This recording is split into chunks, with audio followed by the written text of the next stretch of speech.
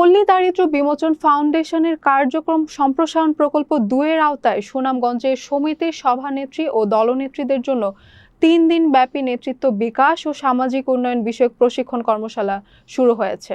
মঙ্গলবার সকাল ৯টায় সদর উপজেলার যুব উন্নয়ন অধিদপ্তরের হলরুমে এই প্রশিক্ষণ কর্মশালার উদ্বোধন করা হয়। অনুষ্ঠানে জেলা পিডিবিএফ এর উপপরিচালক নিরঞ্জন কুমার চৌধুরী এবং সহকারী প্রকল্প পরিচালক মোহাম্মদ পলাশ উপস্থিত ছিলেন। প্রথম ব্যাচে ২০ জন নারী সভানেত্রী ও দল সচিবকে প্রশিক্ষণ দেওয়া হচ্ছে, যা আগামী বৃহস্পতিবার পর্যন্ত চলবে। প্রশিক্ষণে আধুনিক কৃষি পদ্ধতি, গাভী ছাগল পালন, হাঁস মুরগি পালন, হস্তশিল্প, দর্জি বিজ্ঞান ও ক্ষুদ্র ব্যবসা ব্যবস্থাপনা নিয়ে আলোচনা করা হয়। পাশাপাশি নারী অধিকার, যৌতুক ও বাল্যবিবাহ প্রতিরোধ, মাদকাসক্তি দূরীকরণ, স্বাস্থ্য, পুষ্টি, পরিবার পরিকল্পনা, ঋণের সঠিক ব্যবহার ও নিজস্ব পুঁজি গঠনের কৌশল বিষয়েও দিক নির্দেশনা দেওয়া হচ্ছে। আয়োজকরা জানান, প্রশিক্ষণের মূল লক্ষ্য হলো নারীদের উৎপাদনমুখী কাজে সম্পৃক্ত করে স্বাবলম্বী ও ক্ষমতায়িত করা।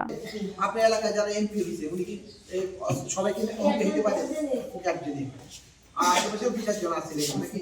তাহলে আমরা নেতা কিন্তু সবাই পাওয়া যায়। নেতা হইতে গেলে অনেক গুণের দরকার আছে। কি কি ধরনের আমরা গুণ থাকতে হবে এটা আমাদের জানা জরুরি, না? তো আমাদের নেতা একজন ভালো নেতা হইতে গেলে আমাদের যে গুণাবলী থাকতে হবে সেটা হলো আমাদের সৎ এবং চরিত্রবান হতে হবে।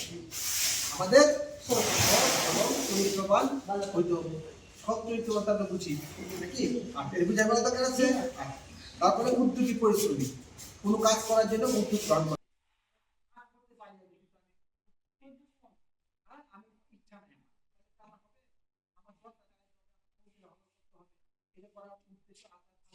সে করতেও পারে, তার সক্ষমতা আছে, কিন্তু সে কাজে আগায় যায় না, করে না।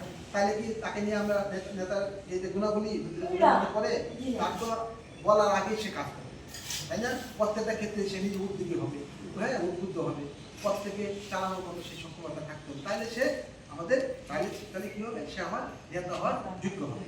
তারপর নীতিবান। নীতিবান তো বুঝেন, হ্যাঁ, মানে কোনো অসৎ কাজ করবে না, নীতিতে তার নীতিতে সে চলবে, সব সৎভাবে চলবে, তাই না?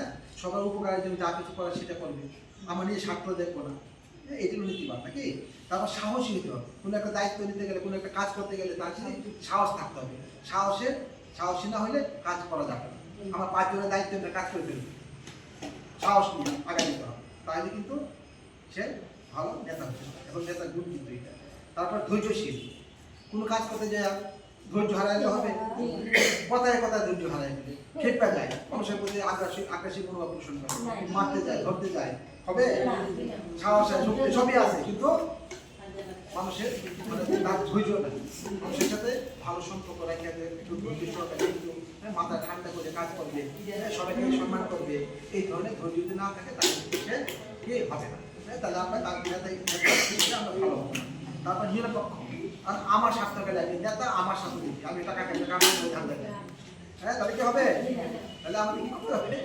হ্যাঁ, উপকার করার জন্য, হ্যাঁ, স্বার্থ করে দিতে হবে না, নিরপেক্ষভাবে সবাই আমাকে সমান, আমি যে কাজটা করবো সবাইকে সমান চোখে দেখবো।